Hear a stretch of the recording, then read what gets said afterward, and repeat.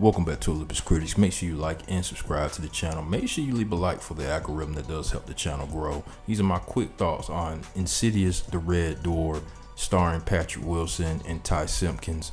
And this was Patrick Wilson's directorial debut with this film, which I was kind of surprised when I got the news of this. I think it was like last year when I made a short about him directing this film. I thought maybe James Wan or somebody else would have came and finished off this story in this universe, but yeah, he took on this film. And Ty Simpkins, I know I'm getting old if he's a grown man now, because that first film, he had been 10 years old, 12 years old. So it's crazy that he's a grown man. But anyway, these are my honest thoughts on this. I think this was one of the weakest out of the 5 movies that we got in the Insidious universe.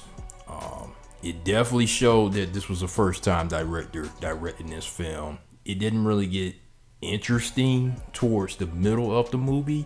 I would say the middle of the movie is probably my favorite part. Didn't like the first 20 minutes of this film.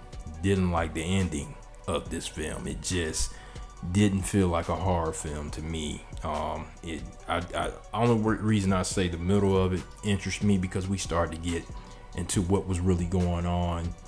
Spoiler alert, the Mrs. Lambert was actually explaining what was going on with her, Josh and Dalton. We know what was going on because we got some backstory. We saw the first 2 movies that was transpiring, and we find out that, Josh could astral project, and it got passed on to Dalton, to the spirit world. They can actually flow through time. We saw that in the second film when Elise was deceased, and I forgot the other guy who was with them. We saw him at the beginning of this film, and they projected in there, but the details was not spreaded to Josh what really happened, because I think they wiped his memory and Dalton's memory, so he doesn't remember the second film, what happened, what traumatized the family. And the missus had to make a sacrifice to actually save the families, the trauma, their sanity. Yes, because in this film they're divorced. So that kind of surprised me, but I kind of understood towards the middle of the film when she explained why she had to do all this, because it was driving the family, and it could have drove the family insane if Dalton and all of them knew that all this was going on, that the supernatural and possession by these supernatural beings happening with the father. Yeah, that I can understand where she was coming from with that. That was the most interesting part of the film, in my opinion. The rest of the film it took me out of it. And there's no shade on Patrick Wilson. He's a first-time director. I'll cut him some slack. Now, if this was a big budget film, I would have had a problem with it, because I'm not a fan of first-time directors taking on big budget films. But I can cut him some slack on this. It's something that he can improve towards the next film that he tries to direct.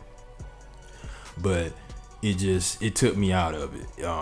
I was barely watching the end of this movie because it just wasn't interesting to me. It was a weak ending, in my opinion. We got cameos from certain characters, especially Elise proteges. I'm a fan of those guys. Those guys, to me, are funny, and I wish we would have got more than just a cameo from them and Elise. I know Elise is deceased, but we saw her towards the end of this film, which I don't know what that was referring to. Probably just the end of this franchise. But I would have liked to seen these characters get more screen time if this was the last Insidious movie, because they're family. I'm a fan favorite of Elise and her proteges, but we didn't get too much out of them. So this is what we got.